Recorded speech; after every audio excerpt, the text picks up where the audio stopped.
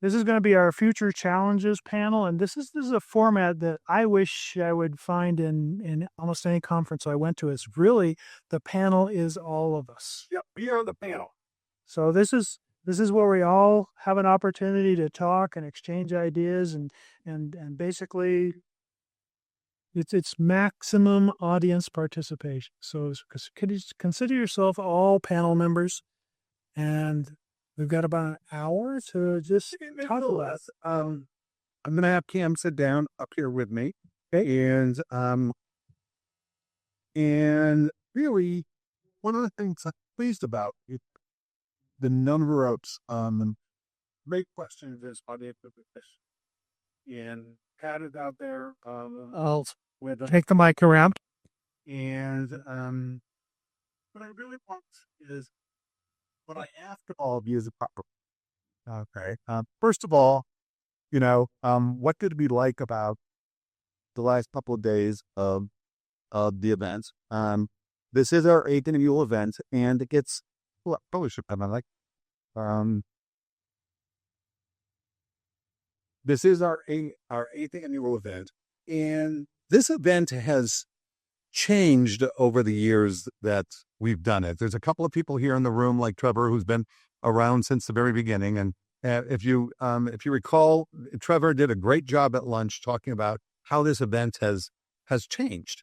This event started out with a relatively famous Ethereum guy named Joe Lubin suggesting to Caitlin and I that as a thank you to Wyoming for the legislation that we were passing, we should hold a traditional hackathon.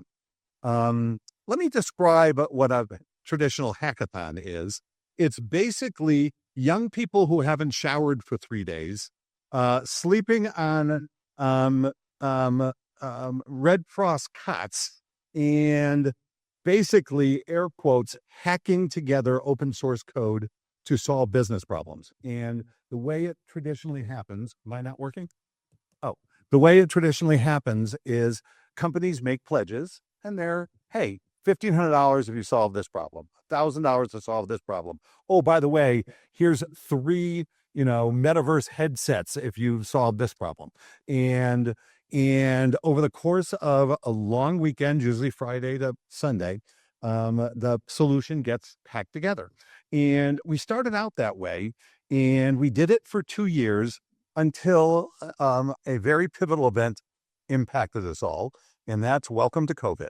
And, we could no longer pack, 50, 60 students together into an auditorium on, Red Cross cots during the hackathon.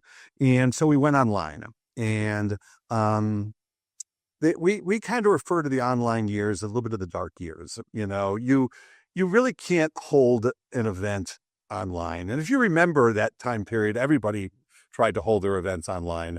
And I will adamantly say, I don't think anybody successfully pulled off an event online.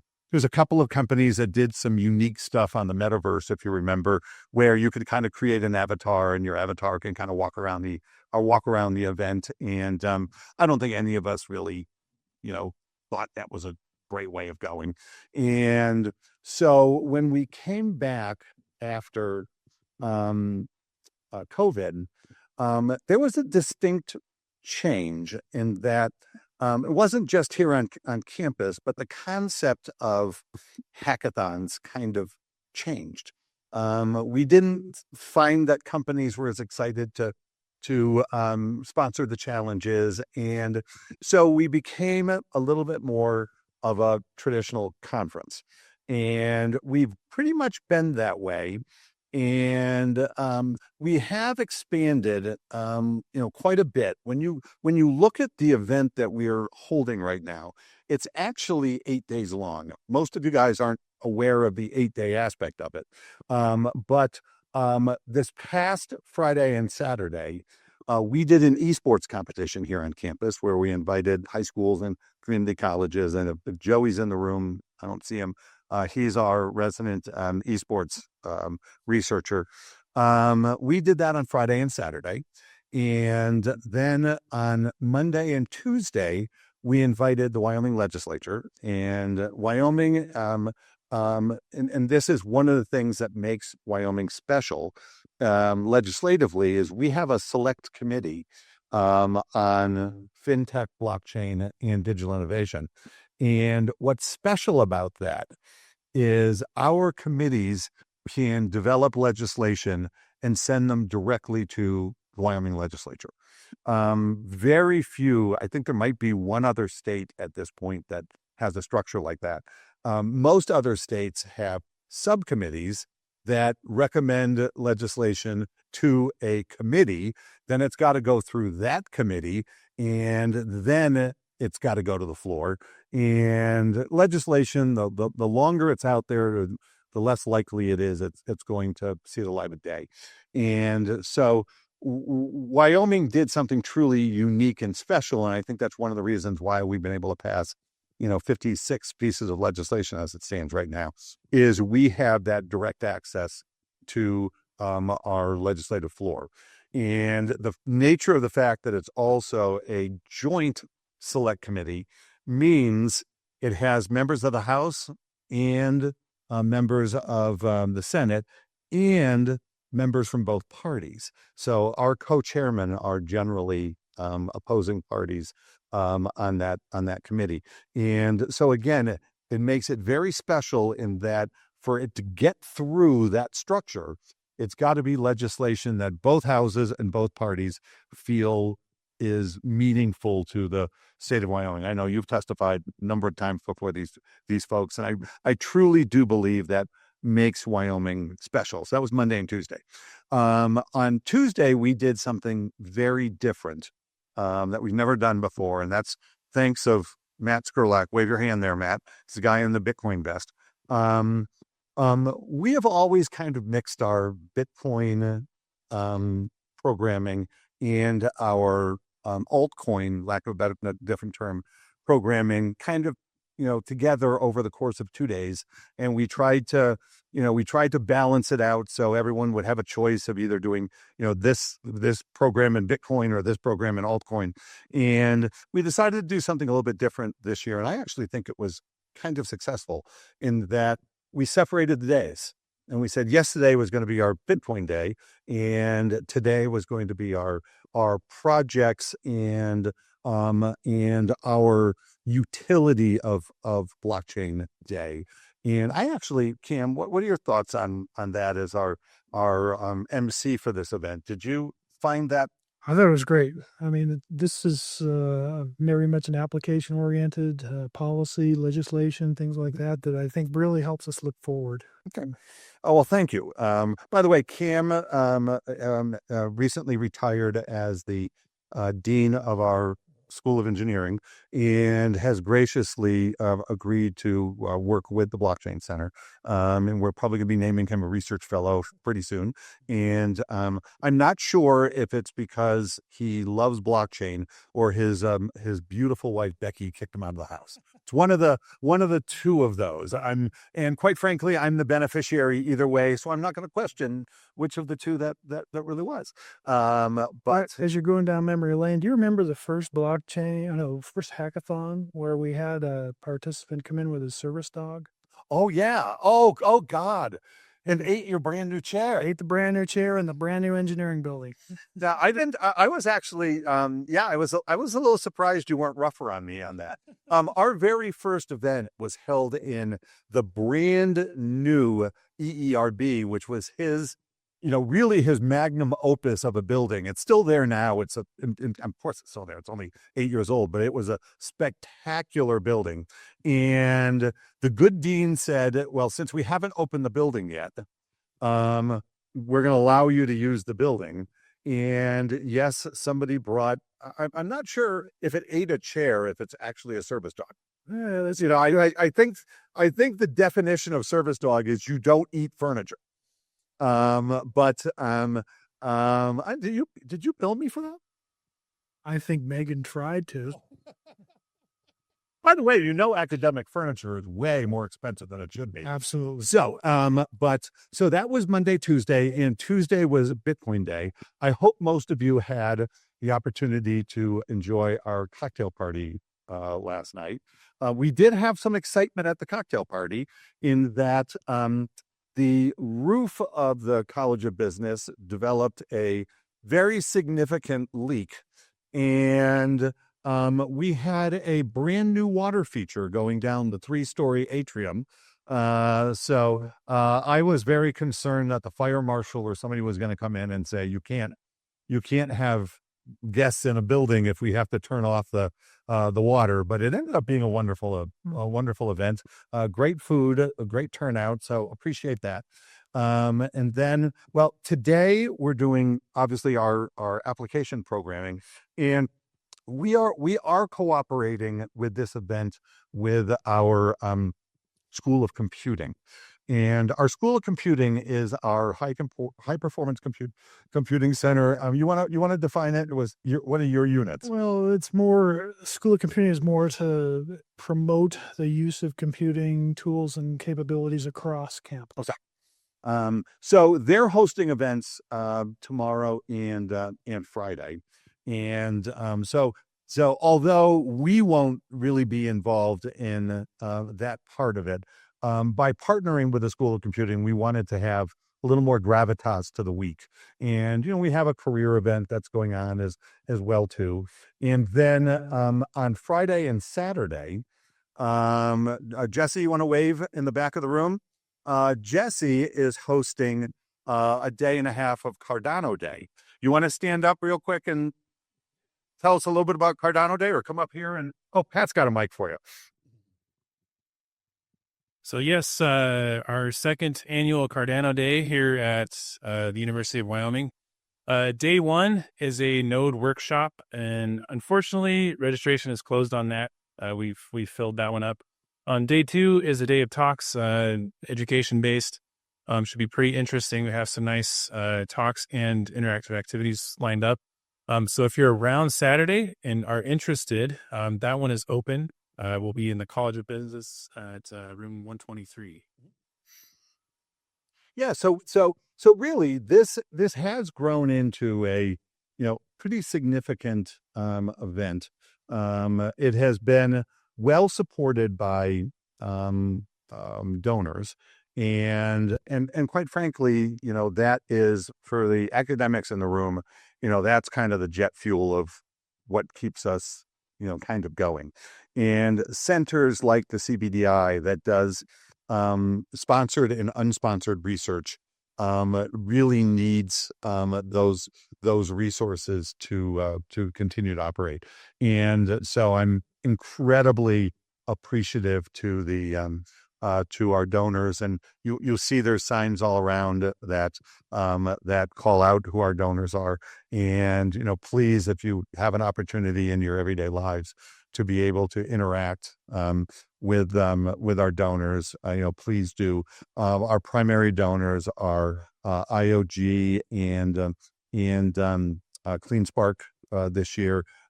Kraken is perennially a sponsor. You'll be hearing from Caitlin Long in a couple of minutes, and I know you're sitting there going, I hope Steve shuts up because his partner is much smarter and prettier, and we really want to hear from her, not you. But Caitlin is going to round us out.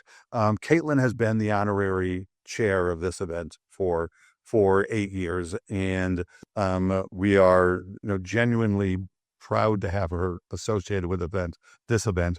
And as many of you heard me mention earlier, almost all of the legislative efforts, well, I will tell you, all the legislative efforts, if you consider that in 2017, what kicked everything off was Caitlin trying to donate appreciated Bitcoin to the university to endow scholarship for female engineers, and learning that the University Foundation couldn't accept Bitcoin because we had a poorly written money transmitter license.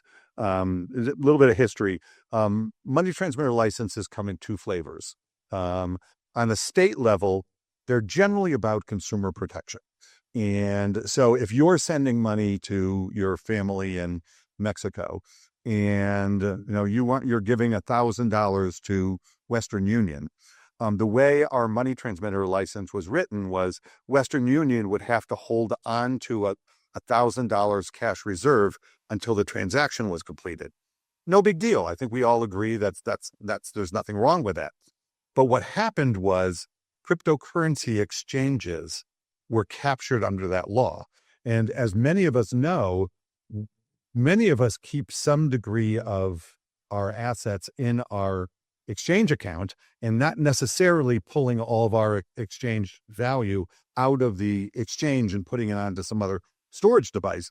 Well, because of the way Wyoming's law was written, the exchanges had to hold a cash reserve equal to your cryptocurrency deposits. Well, why would they do that? It was financially uneconomical for them to do that. So basically in 2015, all of the cryptocurrency exchanges basically pulled out of Wyoming. And here's the trickier part. If you had value in a exchange account, when they were shut down in Wyoming, you couldn't get it out. And it was trapped. And when you tried to use here's my Wyoming driver's license, I'd like to pull out my exchange value, the exchanges said, I can't, we're prohibited from working within Wyoming. So here we are, a freedom-loving state, and I can't get my Bitcoin out of my, exchange account. So that was kind of the impetus of what happened. And so Caitlin, myself, Tyler Lindholm, and an innovative lawyer named Chris Land, who happens to be Cynthia Lummis's general counsel right now and working on a lot of the national bills, started working together at first just to change the this money transmitter loophole. And we were able to do that. But here is where Wyoming is truly special as a place. Our governor at the time was Governor Meade, not Governor Gordon we have today. And the governor and the legislature looked at what we were doing and said, and very innovative, there's got to be more here than just fixing this money transmitter issue. And the examples we used were, anybody here aware of how credit card processing is essentially all done in Sioux Falls, South Dakota? Certainly Trevor's nodding yes. Because back in the early 80s, they were willing to adjust to their usury laws to make it more attractive for credit card processing. And Trevor, hold me correctly, it was Citibank that wanted to do that, right? And didn't Citibank promise like 600 jobs if they made the change? And I think there's 30,000 jobs in Sioux Falls right now that are involved in credit card processing. So by making a legislative change, you can significantly impact your economy. I think, Trevor, isn't industrial loans pretty much Salt Lake City now from a banking standpoint? Same kind of idea. If we create a permissive environment, then companies will go to where capital is treated the best. And so that was our model. Why in Joe Lubien's very first speech at the very first hackathon, he said some very prophetic words. He said, why not Wyoming? Why can't Wyoming be ground zero for this digital asset industry? And that kind of became our mantra over the next couple of years, which is, why not us? And we've had thousands of companies domiciled in Wyoming. That was confirmed. The Deputy Secretary of State was with us yesterday, and he confirmed that thousands of companies have domiciled here in Wyoming. And we get the fees, and we get, we're not a heavily taxed state, so we don't collect a lot of taxes from these companies, but the fees are certainly important to us. And the business certainty is what is important why companies are domiciling here in Wyoming. So it's been, I think it's been successful so far. I think we do have some more work to do. I have a dream that, Cheyenne and Laramie start looking more like Fort Collins, and we begin to build a tech industry in these two locations, because, and you heard me, I think, say it early this morning, it truly disappoints me that 75%, is it, Cam? of our graduates? It's around there. Okay. 75% of UW graduates leave the state to begin working in their profession. I want them here. And, this is an amazing community to live in. It's an amazing community to work in. And blockchain is the perfect type of industry because we're distributed. Okay. Of the 800, is it 800 employees, Trevor, that work for Kraken? How many? 2,000. Oh my gosh, I'm out of date. What's the biggest location of any group of them?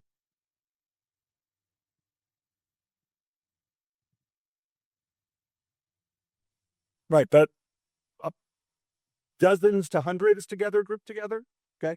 Because we're a distributed business, you can work almost anywhere in your community and work for companies like Kraken. And, you combine the incredible career opportunity of a company like that or Custodia with the cost of and quality of living in a community like Wyoming, and you've kind of got the double win there. And so that's my goal before I leave the University of Wyoming is, I want to see our students staying here, working here, thriving here, growing families here, because I'm not from Wyoming originally. I was coerced, a good word. Okay. I believe when Caitlin suggested we move to Wyoming, my next question was, what's this Wyoming you speak of? And, but I've come to truly love this community. And, I'm a Boston kid that wanted to grow up to be a cowboy, and I get to be one. Okay. I mean, that's pretty cool. So, I want to open the floor up to all of you and tell us, again, I'm going to ask you all that question I asked the last panel. I'm going to give each of you a magic wand. Okay. What would you like to see us do? How would you like to see us grow? What would you like us to add in future programs? And please feel free to ask either me or Dr. Cam next to us, and Right. and give us your unvarnished thoughts. Raise your hand and I'll bring the mic to you. Right there, Pat.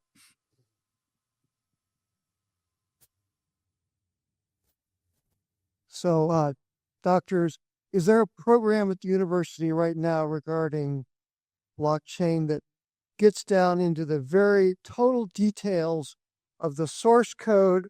I want line by line, the C code or C++ code or the assembly code or the binary and the mathematics that makes it all work in absolute and total detail. Is that done in a course that we have? Yep. I'm gonna kick that to Cam because my program, as I mentioned before, is the applied side. Okay. Cam, as the former dean of engineering, would be able to answer what we're doing on the code side. Right. So in the Department of Electrical Engineering and Computer Science, they do have some classes and some research projects that does get down to the nitty gritty ones and zeros of what's going on. Perfect. Thank you. Next question. Can we have name tags that have names on both sides? Because everyone is named Clean Spark. I like it. John, that's a great idea. Luckily, the man that handed you the microphone is the producer of the event, and we will tar and feather him next year if we can't put names on both sides. I will say, however, one of the biggest challenges of hosting an event is how do you show proper appreciation for your donors? And so I do believe a aesthetic decision was made to include the donors on the back. And so but I do think there's probably a design solution to that we can equally, pay homage to our donors and have it so you're not twisting everybody's name tag every time you want to say hello to somebody. Well, Is that the result? Is you're like, I'm sorry, what's your name? Great advice. We will address that. My idea was to put everybody's registration on a blockchain, put it in a wallet, then they could unlock each other's. I thought your suggestion, Pat, was this flashing name tag that had everything's name Well, on it. that And I believe we vetoed that idea. they didn't meet our ADA. Okay, and yes, please. This is my first time here. Welcome. Thank you. Glad I made First it. time to Laramie or first time to My grandfather used to teach. He was an assistant professor here in the School of Agriculture. Actually, Yeah, he helped around Hart Mountain back in the day. A couple of things. One thing I'd like to see is there's a lot of focus on institutional. Mhm. I think some practical application in the. I just walked in the door. I haven't done any crypto. I don't know what to do. Right. okay. Wallet transactions, which chain, what kind of coins are you interested in? Sure. That kind of thing, just a general overlay. And the other thing I'm seeing in Wyoming, I was down in Denver for 30 years doing optical transmission networks. So a little Mr. Telecommunication. Is when I've gone to and spoken with retail banks in the communities around Wyoming, they're very scared of crypto. Yeah, but let me tell you something. The very next guest speaker is going to be addressing that very issue. And in the last 6 months, the world has changed. And we're going to start seeing tokenized bank deposits, which are going to be interesting. One of the pet peeves that I address with my students is, why do I need this? Okay. What exists here that can't exist here? Okay. And in fact, I'm kind of a walking poster child for electronics. I get annoyed if I can't pay for things with my watch right now. Okay. I just drives me crazy if I can't just tap my watch. But I've got 3 redundant pieces of equipment in front of me. One of the reasons why you need to maintain this, okay, is money. And what I think we're going to start seeing, and please ask Caitlin questions about this, because Caitlin and Trevor, we have 2 experts here that probably know more about this than anybody on the planet, know that the day that your bank deposits are here, okay, you don't need a debit card, you don't need a credit card, you'll actually have your bank deposits value in an electronic wallet. So I'm not talking about a debit card where you're using an intermediary institution to move value from one to another. You will natively move value from a digital wallet to a vendor peer-to-peer. My students are sick of me saying this. It's, when you buy a Big Mac, fries, and a Coke, okay? Right now, you buy Big Mac, fries, and a Coke, and you tell your bank, in 7 days, please pay McDonald's for the Big Mac I'm eating today, okay? The day is now coming where you're going to tap your phone or take a QR code or some other, cool technology Trevor's going to invent, where that value is going to go directly from your wallet directly to McDonald's. I actually think that's happening sooner than we think. A year or so ago, I would have said 2 to 3 years. Trevor, 6 months to a year? No, I think it's happening today. You've Okay. got some decentralized exchanges out there where you exchange anything of value for anything that you value even more. So today, but So I think we're going there. And what I do agree with you is what we don't do at this event, and perhaps we should, is let's talk about how do you set up a wallet. I know some of that's going to be happening Friday and Saturday, correct?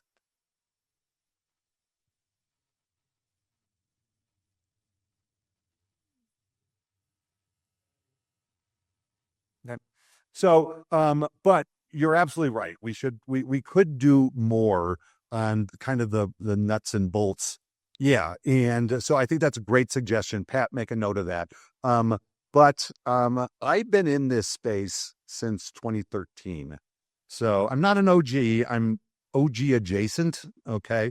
I've never seen the pace of change that I've seen in the last 6 months. On a regulatory standpoint, on a legal standpoint, the inventions that are coming out of, the folks that are driving this innovation, even things like, we were talking with Amanda about, carbon credits and things like that. We got kicked off with Dr. Holly Kretka yesterday, kind of talking about power and energy. You know, collectively, the CBDI and Tegan, I don't know where Tegan went to. Tegan's back there.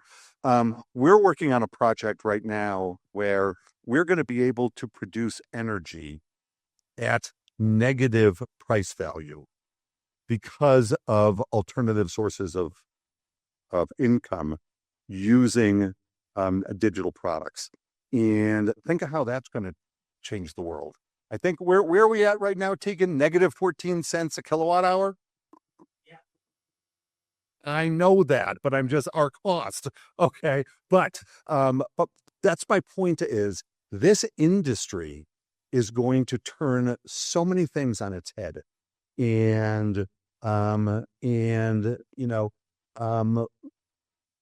we have a real opportunity here in Wyoming. In fact, Daniel, would you mind standing up? Daniel is one of our elected officials. He is a representative from Cheyenne, Wyoming, and one of the members of our select committee. So by very nature, the fact that he's sitting in this room tells me why Wyoming is different. There's the guy that makes our legislation. There's the guy that heard what you just said. What other states are doing that? Okay. And so that's why we're special. So, by the way, thank you, sir, for being here. And you've been select committee now, how many years? Right. Uh-oh. Is it Is it going to impact the block grant for the university? Let's get this recorded.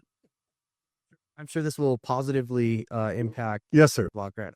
So can you just, I'm going to double down on the previous question that was asked. How can we ensure that the people of Wyoming see that money is going into facilitating this new technology, which is great, and we're doing incredible things, but how do we translate that to on-the-ground usability?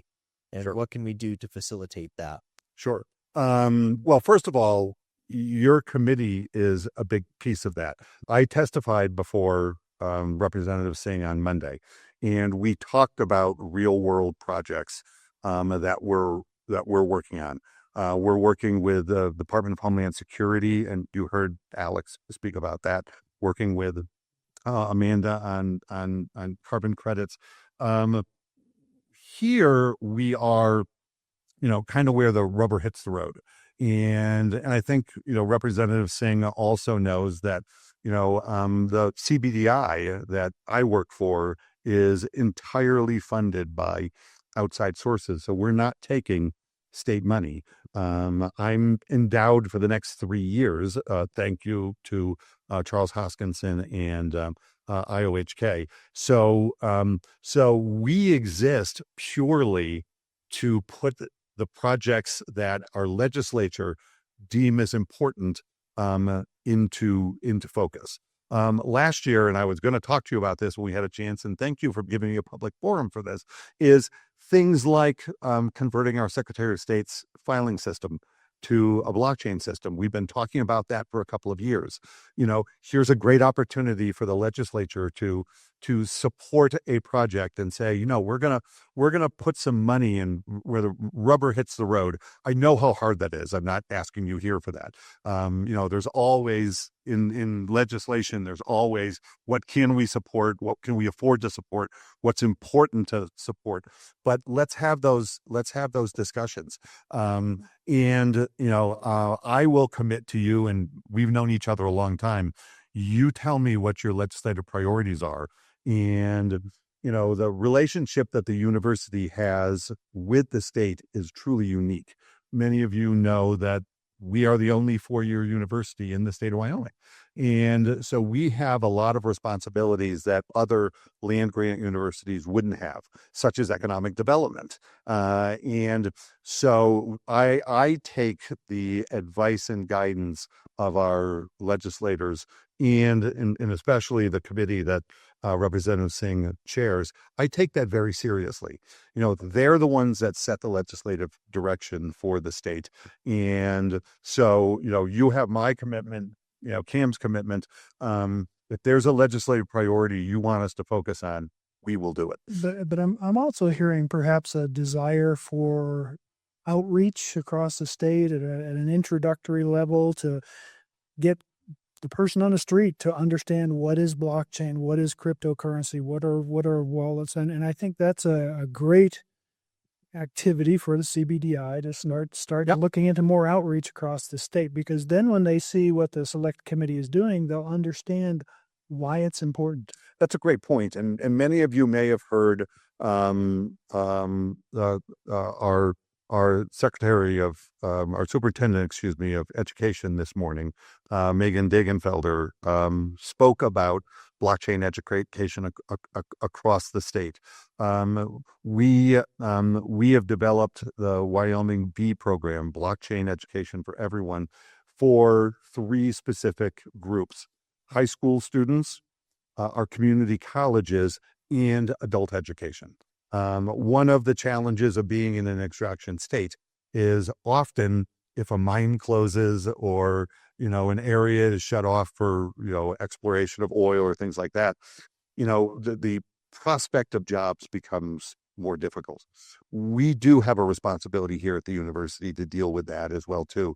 And again, we will follow the legislative agenda and make sure that, as we move forward with things like Frontier Coin, which is, we are the first state, the governor announced it this morning, we are the first state to actually have a state-issued fiat-backed currency. Okay, but there's a responsibility on all of us to deal with what's the utility of that? How are we going to use that? What's the so what of having Frontier Coin? And I think the legislature, the university, certainly the CBDI within the university, all equally have a responsibility to essentially, educate and make the residents of the state of Wyoming aware of the benefits they're going to get from having a tool like that. So hope that, boy, that was a long answer. Holy cow. Any other questions? Any other thoughts from anybody? Up here, Pat? By the way, while Pat's walking, he's been the producer of this event for 6 years now, Pat? 5 years? 4, maybe 5. So thank you. You do a terrific job. Yeah, please. So thank you so much for putting this on. I just wanted to directly comment. So I came from Seattle, and if it wasn't for my late plane arrival, I attended the legislative session the second day. I intended to attend the first day, and packing all these things together is extremely helpful for, and I'm staying all the way through Saturday, by the way, to do that. The blockchain is not, crypto is not my interest at all. So today was much better for me than the pieces I attended yesterday. So thank you for separating those. I was not here before. I'll give you my preview or my prediction of the future. Sure. So I focus on large language models, AI technology, and prompt engineering. And what we're doing is we're putting prompts and the results and all the nuances of those prompts and the consumption in energy and other components on the blockchain and in your digital asset market. And so that's where I think that there's going to be a tremendous amount of growth in the future. There's my prediction. Well, let me tell you something, an interesting story that I will absolutely get in trouble for. My partner is Caitlin Long. We don't make a big deal of it because security is so important in our industry. But Caitlin is, I think, a bona fide Bitcoin maxi. Would you agree with that? And I am much more of the applied side of the industry. I got involved in this industry, yes, through the Bitcoin side, but not because of Bitcoin. I was running a construction chemical company in New York City, and it needed to come up with a records retention solution that met the requirements of the Nuclear Regulatory Commission. And at the time, I became aware of Bitcoin and the distributed ledger aspect of it. And believe it or not, I was much more interested in the ledger side of it than I was in the Bitcoin side. And so I developed a record retention system that ended up getting approved by the Nuclear Regulatory Commission. And this was end of 2013, beginning of 2014. So I think I'm the first person to ever get a blockchain solution recognized by the government. And then about a year and a half later, I began working with a number of ranchers here in Wyoming, and we created a company called BeefChain. And it was a test. We never wanted it to go further than it actually did. But what we wanted to do was we wanted to develop a hashing system for ranchers to be able to hash data as part of a USDA, what's called the PVP system, which is the process verified system. And so I was able to get the USDA to recognize that program. So I think I'm the first and second person to get something recognized. So the point I'm trying to make here is one of the things I love about this industry is how big the tent is. You know, you can be a maxi and involved in the, high finance like Caitlin and Trevor in the back of the room and never care about tracking lettuce. Okay. Or you could be on my side of this industry and seeing how blockchain is solving business problems. And one of the things that I often find amusing is I'll be describing one of these programs to the media, and all of a sudden they'll stop me and they say, well, when are you going to mention Bitcoin? I'm like, I'm not going to mention Bitcoin. They're like, well, what do you mean you're not going to mention Bitcoin? And I'm like, because this isn't a Bitcoin solution. We're creating ERC20 tokens or some other 1155 or something like that. And we're tracking and we're doing all this kind of stuff. And they get this little perplexed sound of their voice. And they're like, oh, I thought everything was cryptocurrency. No, this new technology is changing the world in unbelievably incredible ways. And, Trevor and Caitlin are changing the financial aspect of our world. A lot of other people in this room are changing the way we track and trace. We're changing the way payment systems are going to be operating. NFTs are going to change the way we can market tangible assets that are very hard to market otherwise. How do you sell a 45Q tax credit? Okay, well, we turn it into a token and we can now sell a credit. So I teach blockchain here on campus as a four-legged stool. And one leg of the stool is store of value, which is Bitcoin. Another leg of the stool is business systems. That's, supply chain tracking, things like that. I separate payment systems because I do think payment systems are going to be unique and different. And stable coins certainly fall into, into a different, I think most of us would agree here that a stable coin and Bitcoin are very different things. And so I kind of carve that leg out a little bit. And then the fourth leg of the stool for me is NFTs and how we can tokenize real world assets. When you combine those four aspects together, we're changing the world. And it's all because of the properties of this blockchain technology that is giving us a new type of truth that allows us to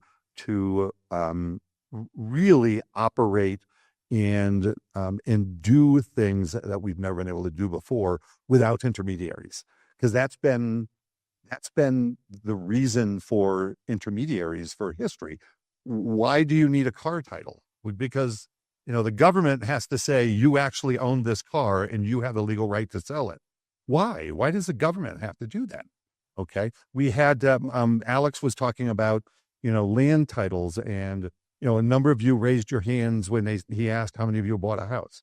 Well, getting the title cleared for buying your house costs thousands and thousands and thousands of dollars. Why? Okay. Why can't technology solve that? Why can't math solve that? Okay. 1 second. And so that's what this incredible change is going to be, is this change is not just Bitcoin. Bitcoin's fantastic. I love Bitcoin. Okay. But there's so much else that is going to happen in this technology that, quite frankly, you guys have heard me over this afternoon.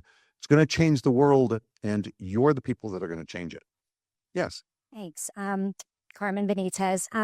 My question kind of goes into what you were just saying, which is we have all of these wonderful ideas when it comes to the use cases and practicalities. But when it comes to speed to market, for example, of bringing like a frontier coin to market and involving, public and private partnerships or government agencies to be able to develop this, what do you envision being that speed to market? And another point around speed to market that a lot of people may not have as a consideration is the tech cost. So there's a lot of legacy technologies that tend to interfere with the friction element. Yeah. Right. So what do you think is going to be the speed to market to get? That's actually a great question. And I'm going to answer it first by setting the stage with a phrase that I use a lot with my students, which is capital always flows to where it's treated the best. And you're absolutely right. There's going to be a point in time when, like, a merchant services terminal is going to need to change from accepting a debit card to perhaps accepting a frontier coin. There is going to need to be upgrades that will have to happen, but they're going to happen anyway. And when you look at, I'll just use merchant services as an example.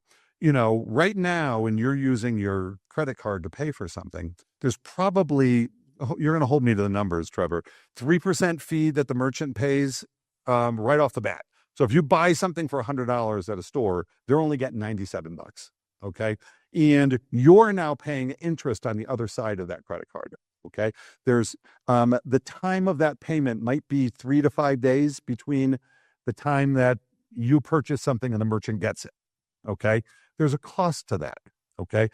There's counterparty risk. What if one of the counterparties goes bankrupt in the time of that 3 to 5 day, transaction time? Okay, in 2008, we saw that happen all the time. Bear Stearns, of all companies, Bear Stearns went out of business.